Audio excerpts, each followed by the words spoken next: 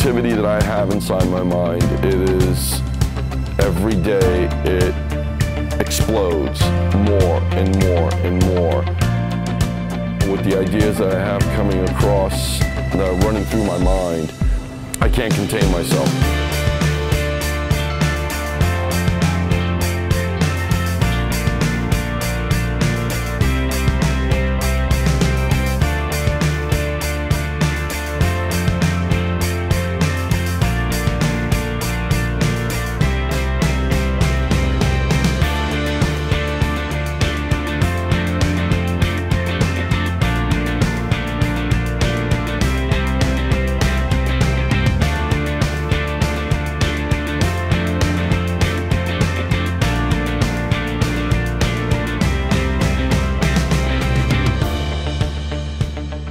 What I've started is something that's extremely unique, and the thing is that I wanted to make art.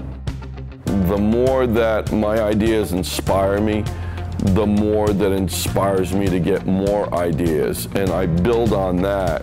It's really something because it's a very cyclical effect. It feeds me more and more. And next thing you know, I'm like, oh my gosh, look what we've done. Basically, I started Rustic Steel Creations 12 years ago, and the way it all came about is I was working a 9-to-5 job, enjoyed the money, but didn't like the work that I was doing. And a friend of mine had a shop right down the street from where I was living, and he noticed that I liked it, and he gave me the keys, and he said, look, go in anytime you want, just be careful. But I never thought that I would be walking in there at 2, 3 o'clock in the morning, and I had some ideas, and I started messing around with torches and grinders and welders, and started by making picture frames and mirror frames. Next thing you know, it's evolved into this. I have a great deal of passion for what I do and haven't stopped ever since. Fortunately, we're able to have commissions by different organizations to be able to create art that really stands out and that really makes a footprint throughout the community. I look at Tampa as my canvas. I look at the world as my canvas. So as we progress, we make pieces of art that we can afford to make that are non-commissioned pieces, and we put them out on different streets. We've contributed a lot to the community. Having our art mounted onto those buildings is something that's going to outlast us a long time.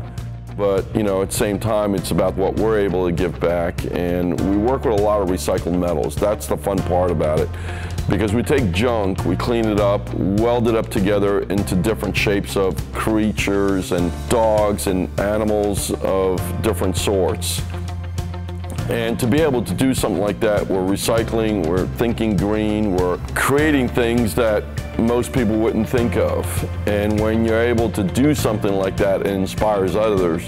One thing that we love to do is once we create a piece that's of a certain size, I mean, it's something that's so big that we drive it around. We call it a victory lap. We pick up the piece with the forklifts or whatever equipment that we need to pick it up with, and we fasten it down on the bed of the truck, and we drive around with it for a good month before we have to surrender the piece to the client. And it really gets us a lot of recognition. I call it mobile public art. The marketing aspect of that is quite unique. A lot of people ask me, and it's like, what's the best piece of art that you've made so far? What's your favorite? And the answer to that is that I don't know, I haven't made it yet. It does, you know, it continuously ceases to amaze me at where we came from, where we are, but most of all, where we're going.